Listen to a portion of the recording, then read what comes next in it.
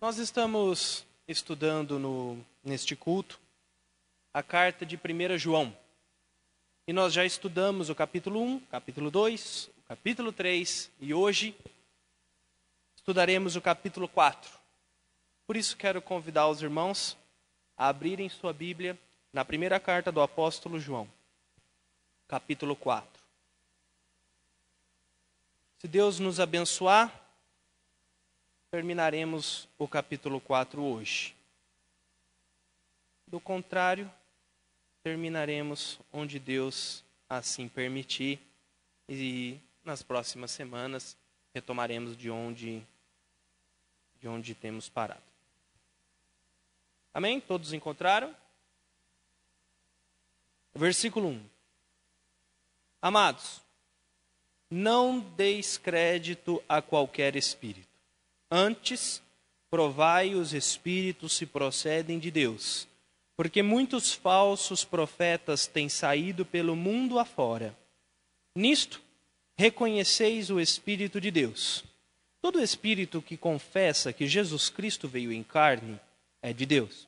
E todo espírito que não confessa a Jesus não procede de Deus. Pelo contrário, este é o espírito do anticristo, a respeito do qual tendes ouvido que vem e presentemente já está no mundo. Filhinhos, vós sois de Deus e tendes vencido os falsos profetas, porque maior é aquele que está em vós do que aquele que está no mundo. Eles procedem do mundo e por essa razão falam da parte do mundo, e o mundo os ouve. Nós somos de Deus. Aquele que conhece a Deus nos ouve. Aquele que não é da parte de Deus não nos ouve. Nisto, reconhecemos o espírito da verdade e o espírito do erro. Amados, amemo-nos uns aos outros, porque o amor procede de Deus, e todo aquele que ama é nascido de Deus e conhece a Deus. Aquele que não ama não conhece a Deus, pois Deus é amor. Nisto se manifestou o amor de Deus em nós, em haver Deus enviado seu Filho unigênito ao mundo para vivermos por meio dele. Nisto consiste o amor, não em que nós tenhamos amado a Deus, mas em que ele nos amou e enviou seu Filho como propiciação pelos nossos pecados. Amados, se Deus de tal maneira nos amou, devemos nós também amar uns aos outros. Ninguém jamais viu a Deus. Se amarmos uns aos outros, Deus permanece em nós e seu amor é, em nós, aperfeiçoado. Nisto, conhecemos que permanecemos nele e ele em nós, em que nos deu o seu Espírito. Em que nos deu do seu Espírito. E nós temos visto e testemunhamos que o Pai enviou seu Filho como Salvador do mundo. Aquele que confessar que Jesus Cristo é Filho de Deus, Deus permanece nele e ele em Deus. E nós conhecemos e cremos no amor que Deus tem por nós. Deus é amor. E aquele que permanece no amor permanece em Deus, e Deus nele. Nisto é em nós aperfeiçoado o amor. Para que no dia do juízo mantenhamos confiança, pois segundo ele é, também nós somos neste mundo. No amor não existe medo, antes o perfeito amor lança fora o medo.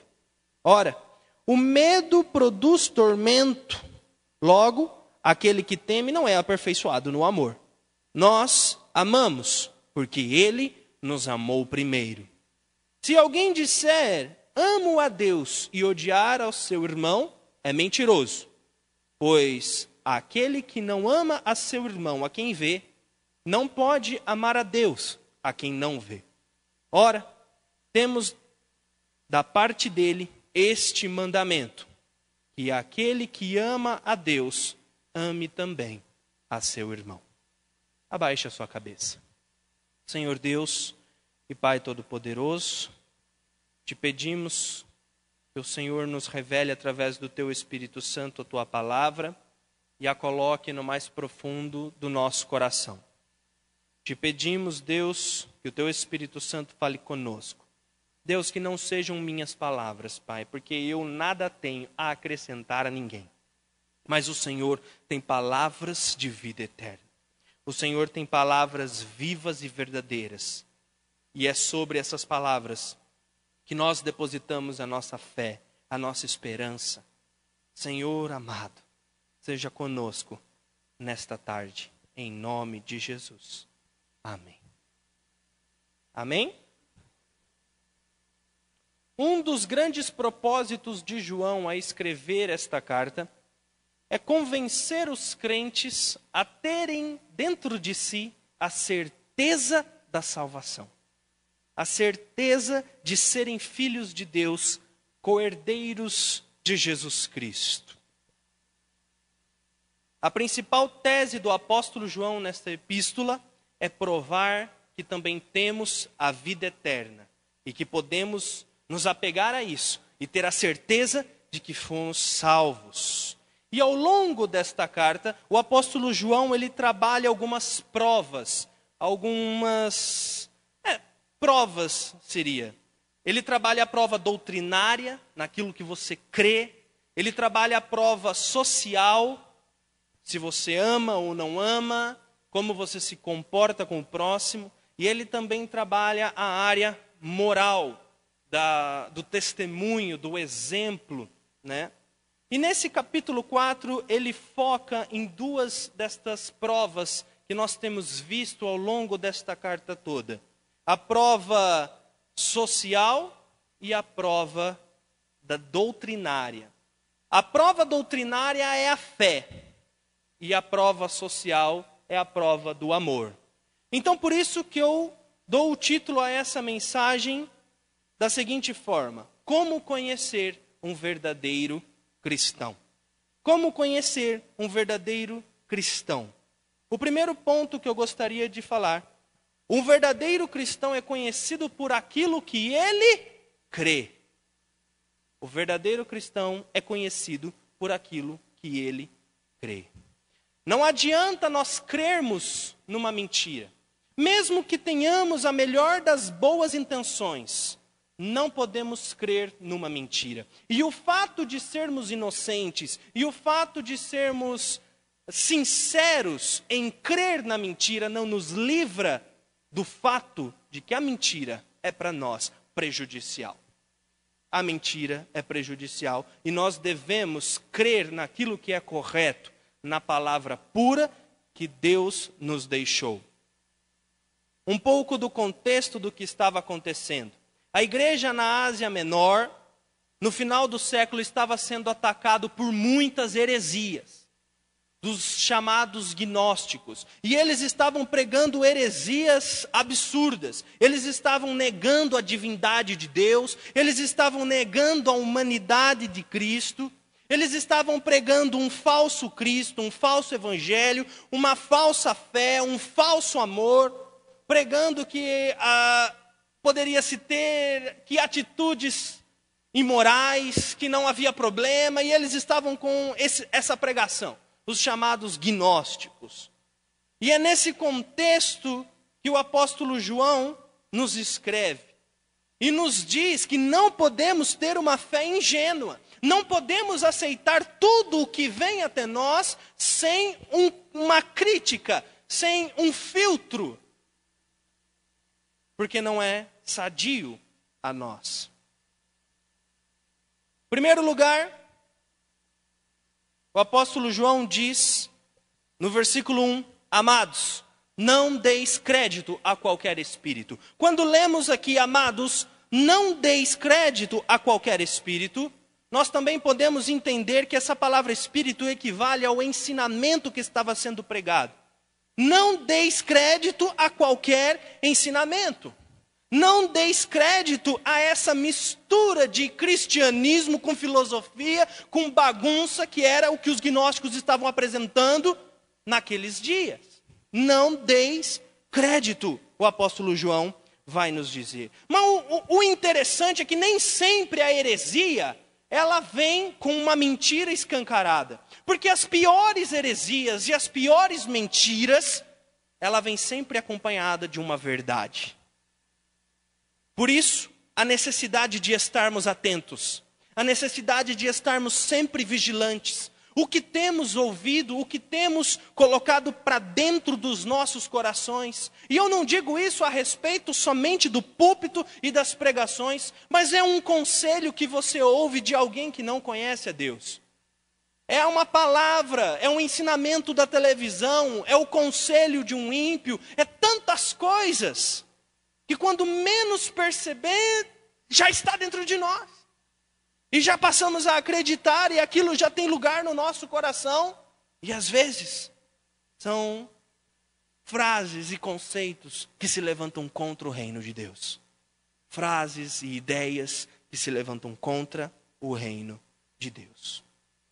O segundo ponto que o apóstolo João nos traz, continuando ainda no versículo 1, diz: antes provai os espíritos, se procedem de Deus, porque muitos falsos profetas têm saído pelo mundo afora. O falso ensino se dissemina com facilidade. O falso ensino, a heresia, o erro, se espalha com a maior facilidade que você pode imaginar. Por isso, o apóstolo João vai nos dizer: antes, provai os espíritos se procedem de Deus. Provai os espíritos. E essa palavra provar é semelhante a uma usina de tratamento de água. Eu estava na internet e encontrei um canal na internet que eles fazem visita, mostra como é que faz as coisas, essas coisas. E eles foram até uma usina de tratamento de água, lá do Tietê, lá de São Paulo. E aquela água, com aquela monte de sacola plástica, com aquela espuma branca, com aquela sujeira, entrando por um redemoinho, direto do rio, ela entra por um redemoinho, e ela vai por uns canos, e ela é bombeada até um lugar que vai ser depositado uns elementos químicos, que vai fazer baixar os metais, e depois outro processo, e aquela água que era impura, ela vai se tornando pura, e quando você acha que ela está pura, ela ainda está muito longe de estar pura, aí precisa de mais, e mais, e mais, e mais, e mais, e mais. Até que no final, ela para num laboratório. Depois de todo aquele processo, de todo aquele sistema feito para deixar a água limpa, ela para no último estágio dentro de um laboratório. E o cientista vai, pega aquela amostra de água, coloca aquela amostra de água e testa para ver se naquela água não há impureza. Assim deve ser também conosco. Antes de aceitarmos qualquer conselho, qualquer palavra, devemos colocar esta palavra à luz da palavra maior, da palavra de Deus, da palavra de Jesus Cristo, dos ensinos dos apóstolos, para que não venhamos a ser enganados. Meus irmãos, quantos estão sendo enganados nos dias de hoje? Quantos? Quantos estão aceitando as heresias, aceitando os erros doutrinários, e nem sequer se dão conta? Nem sequer se dão conta. Assisti um vídeo que mostrava as 5 maiores heresias do tempo moderno. Algumas eram bem bobas, mas outra eu até fiquei um pouco espantado. O pastor dizia: olha, Deus te deve. Deus te deve. Se você vem e oferta e contribui, Deus tem uma dívida com você. Meu irmão, olha que cúmulo.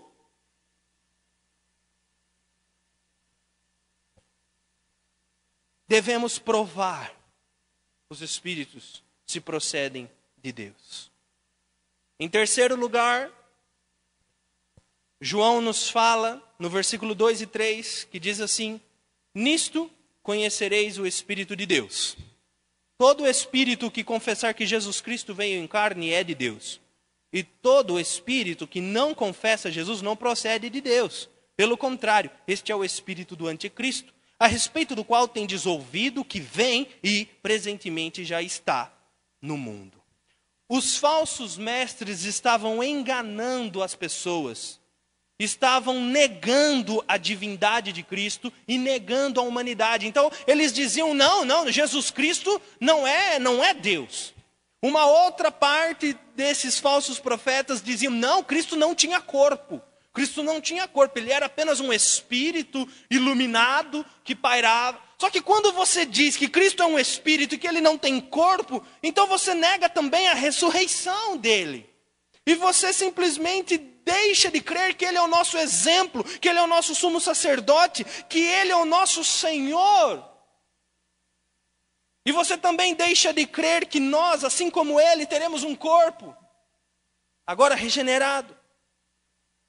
Mas esse tipo de heresia não é uma heresia exclusiva daquela época. Eu fiz uma rápida pesquisa hoje e eu pesquisei quem é Jesus para as outras religiões. E eu encontrei algumas coisas interessantes.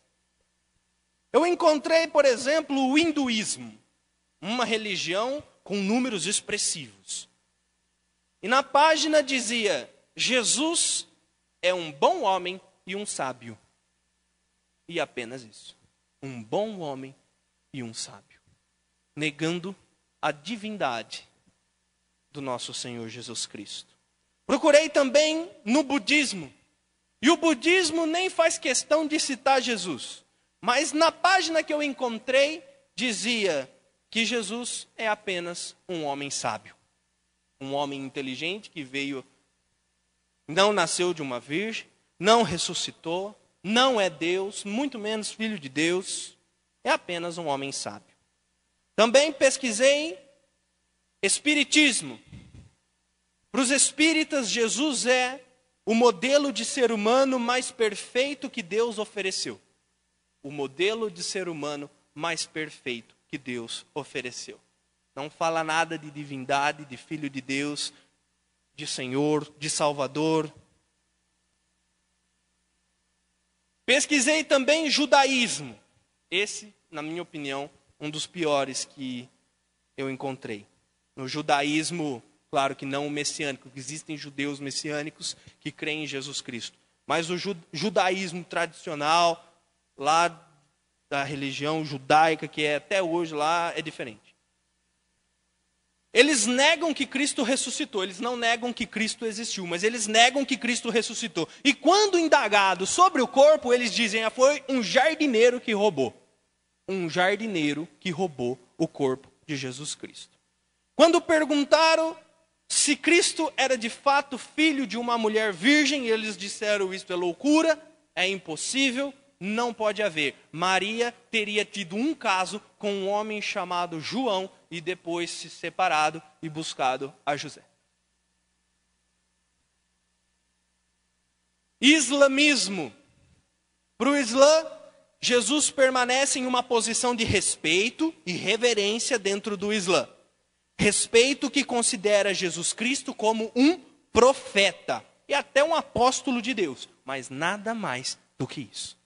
Um profeta e um apóstolo de Deus. Fazendo esta pesquisa, eu me lembrei do texto de Mateus, capítulo 16, versículo 13. E eu gostaria de ler com os irmãos. E chegando Jesus às partes de Cesareia de Filipe, interrogou os seus discípulos, dizendo, quem dizem os homens ser o Filho do Homem? E eles disseram, uns, João Batista, outros, Elias, e outros, Jeremias, ou um dos profetas. E disse-lhes, e vós, quem dizeis que eu sou? E Simão Pedro, respondendo, disse, tu és o Cristo, o Filho do Deus vivo. E Jesus respondendo disse, bem-aventurado és tu, Simão Barjonas, porque tu não revelou a carne e o sangue, mas meu Pai que está nos céus. E você, quem diz que é Jesus? Nós, cristãos, dizemos que Jesus Cristo é o Cristo, Filho do Deus vivo, o enviado de Deus para salvar, o único caminho, a verdade e a vida, o único acesso que nos leva ao Pai. Em quarto lugar, no versículo 4, João diz: filhinhos, vós sois de Deus e tendes vencido os falsos profetas, porque maior é aquele que está em vós do que aquele que está no mundo. João estava falando exclusivamente dos falsos profetas, mas agora ele faz uma transição e passa para os verdadeiros crentes, os verdadeiros fiéis de Jesus Cristo. E ele diz que os falsos profetas são governados pelo espírito do anticristo, o espírito que nega a Cristo. Mas os verdadeiros crentes, eles procedem de Deus, e eles são de Deus, e são habitados por Deus, e eles não serão enganados, porque maior é o que está em nós do que o que está no mundo. Que o Espírito Santo nos cele e nos vacine para toda mentira, para todo engano. Os verdadeiros crentes vencem os falsos profetas, porque o Deus que está nele é maior do que o espírito de engano que está no mundo. Em quinto lugar, no versículo 5 e no versículo 6, eles procedem do mundo e por essa razão falam da parte do mundo e o mundo os ouve. Nós somos de Deus. Aquele que conhece a Deus nos ouve. Aquele que não é da parte de Deus não nos ouve. E nisto conhecemos o espírito da verdade e o espírito do erro. Os falsos profetas são frutos do mundo. São do mundo. E por serem do mundo, por serem desse sistema maligno que se levanta contra o reino de Deus, suas intenções são mundanas, suas atitudes são mundanas, seus porquês são mundanos, são corrompidos, os seus princípios são princípios corrompidos, enganosos. E por isso que o mundo os ouve. Mas se nós somos cristãos verdadeiros e genuínos, nós ouviremos as palavras de Jesus. É por isso que em João, capítulo 8, versículo 47, nós lemos que aqueles que são de Deus ouvem as palavras de Deus. Nós também vemos em João, capítulo 10, que as ovelhas de Cristo ouvem a voz de seu pastor. E nós também vemos em João 18 que aqueles que são da verdade ouvem o testemunho da verdade. Nós precisamos ter os nossos ouvidos atentos à verdade de Jesus Cristo e não às verdades, falsas verdades dos falsos profetas, dos falsos mestres, dos falsos discípulos. Um verdadeiro cristão, portanto, é conhecido por aquilo que ele crê. Mas João não fica só nisso. Ele traz um outro aspecto, que agora começa no versículo 7. Um verdadeiro cristão é conhecido pelo amor. Um verdadeiro cristão é conhecido pela fé que ele tem, é conhecido por aquilo que ele crê, mas também é conhecido pelo amor que ele tem. Pelo amor. A fé e o amor são pilares de uma vida cristã genuína e verdadeira. Em primeiro lugar, então, agora no versículo 7, nós lemos: amados, amemo-nos uns aos outros. É interessante que essa passagem, essa palavra do apóstolo João, ela diz assim: amados, amemos-nos uns aos outros. É uma ordem, não é uma escolha, não é uma opção. É uma afirmação imperativa: faça. Ame uns aos outros. Ame uns aos outros. Esse amor fraternal, esse amor cristão, não é negociável. Não é uma opção. Não é um luxo que os cristãos podem ter ou não. É a essência do cristianismo. É parte do cristianismo integral, integrante. Em segundo lugar, ainda agora no versículo 7, na parte B, continuamos lendo assim: porque o amor procede de Deus, e todo aquele que ama é nascido de Deus e conhece a Deus. Aquele que não ama não conhece a Deus, porque Deus é amor. Olha o raciocínio de João. Ele diz: amados, amemos uns aos outros. Porque se você diz que você é cristão, você está dizendo que você é nascido de Deus, e Deus é amor. Deus é amor. Então, se você é nascido de Deus, se você é nascido daquele que é amor, logo você também tem esse amor. Você também transmite esse amor. E se você não transmite esse amor, então é porque você não nasceu de Deus. Pode ter nascido de qualquer outro lugar, mas não de Deus. Em terceiro lugar, no versículo 9, diz: nisto se manifestou o amor de Deus em nós, em haver Deus enviado o seu Filho unigênito ao mundo, para vivermos por meio dele. Nisto consiste o amor, não em que nós tenhamos amado a Deus, mas em que ele nos amou e enviou seu Filho como propiciação pelos nossos pecados. Olhe a magnitude do amor de Deus. O amor de Deus não é um amor apenas de palavra, não é um amor apenas de brilhinho, de frasezinha bonita. O amor que Cristo nos oferece é um amor sacrificial, de atitude, onde não poupou nem ao menos seu próprio Filho em favor de todos nós. Cristo, Jesus Cristo, é a revelação concreta e final do amor de Deus. Do amor de Deus.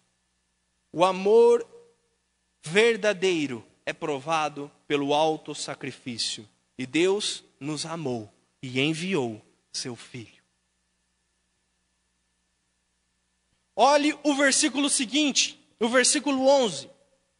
Amados, se Deus de tal maneira nos amou, devemos nós também amar uns aos outros.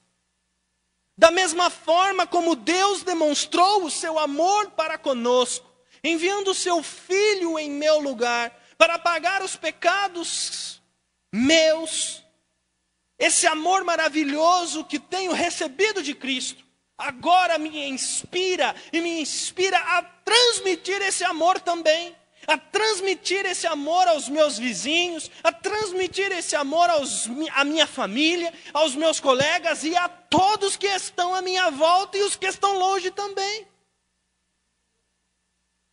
Nós não podemos ser igual ao Mar Morto.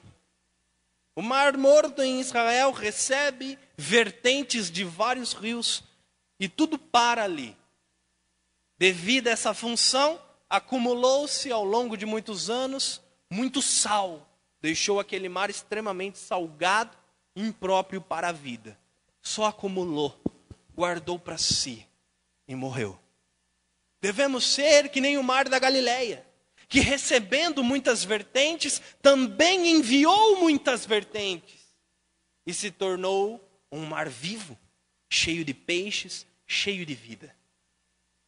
O amor que recebemos de Deus precisa ser transmitido, precisa ser passado e refletido, e mostrado, e exemplificado. Versículo 12. Ninguém jamais viu a Deus. Se amarmos uns aos outros, Deus permanece em nós e seu amor é em nós aperfeiçoado. Neste momento, o Deus invisível torna-se visível através de nós, através do nosso envolvimento com este amor, através de amarmos uns aos outros. Deus que em nós está, transmite e nos aperfeiçoa neste amor. Quanto mais amamos, mais nos aperfeiçoamos neste amor. E mais amor de Deus recebemos, e mais amor de Deus enviamos, damos.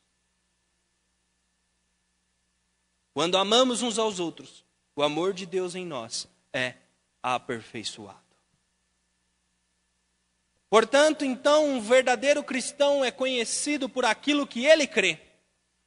Um verdadeiro cristão também é conhecido pelo amor.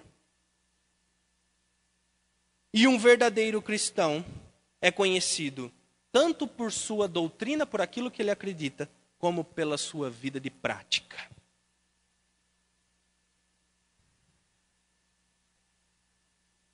Versículo 13. E nós já estamos caminhando para o fim.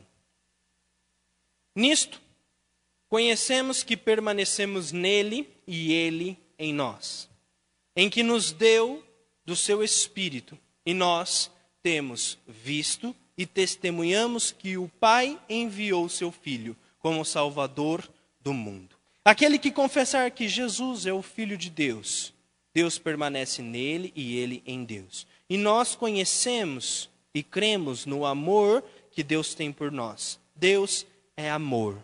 E aquele que permanece no amor, permanece em Deus e Deus nele. Os verdadeiros cristãos desfrutam desta união maravilhosa com Deus. Os verdadeiros cristãos, eles permanecem em Deus o tempo todo. Na adversidade, na luta, eles permanecem em Deus. No meio do furacão, eles permanecem em Deus. E o mais maravilhoso, Deus permanece em nós. E nós permanecemos em Deus e Deus permanece em nós. E se dividirmos esse texto que acabamos de ler em 4, nós podemos dizer que aqueles que permanecem em Deus são aqueles que, primeiro, receberam o Espírito de Deus. Segundo, testemunham que o Pai enviou o seu Filho. Confessam que Jesus Cristo é o Filho de Deus.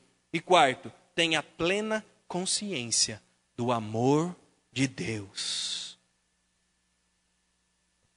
E o último texto, o último versículo 17.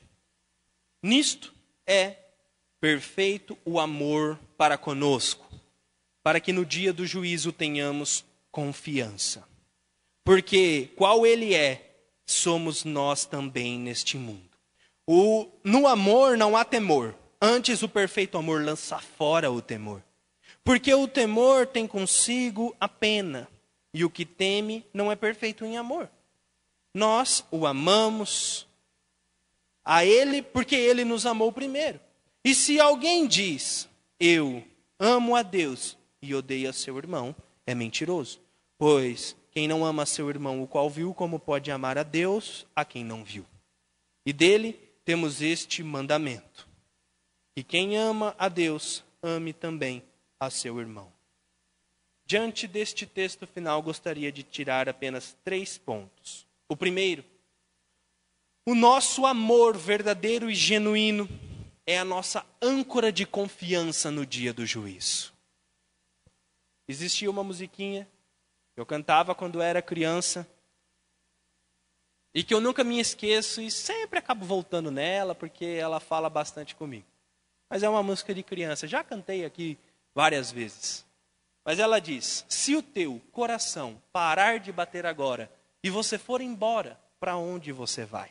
Céu, inferno, é o que há. São 2 caminhos para você escolher. O de Cristo te estende a mão para te dar a salvação e tirar dessa cabeça essa dúvida cruel, O amor que nós temos é a âncora que nos dá paz para que quando chegarmos no dia do juízo final, não tenhamos medo algum. Porque sabemos que somos de Deus, que somos filhos de Deus, co-herdeiros com Cristo, salvos por intermédio da fé, através do ato de Jesus Cristo. Podemos ter essa certeza e essa confiança. Segundo ponto, nós amamos porque Ele nos amou primeiro. É muito interessante esta frase. Nós não amamos a Deus primeiro e depois Ele nos amou. Não, Ele nos amou. E como resultado do amor dEle para a nossa vida, nós também amamos a Deus e uns aos outros. E o terceiro e último ponto, no versículo 21. Ora, temos da parte dele este mandamento: que aquele que ama a Deus, ame também a seu irmão. Este mandamento não pode ser desdobrado nem dividido. É impossível deixar de amar o irmão e continuar amando a Deus. Ou eu amo a Deus e ao irmão, ou não amo a Deus nem o irmão. Nosso amor a Deus deve ser provado pelo nosso amor aos irmãos. Que nós possamos olhar para este texto e, se não nos encaixamos em alguns destes princípios, devemos buscar nos encaixar. Buscar ter uma fé na verdade pura, buscar ter um amor genuíno para com Deus e para com os irmãos e viver uma vida digna de um filho de Deus, de um servo de Jesus Cristo, segundo as palavras e os princípios que Ele nos deixou. Convido você a baixar a sua cabeça e a orar. Senhor Deus, diante de tudo que ouvimos, que o Teu Espírito Santo grave esta palavra em nosso coração.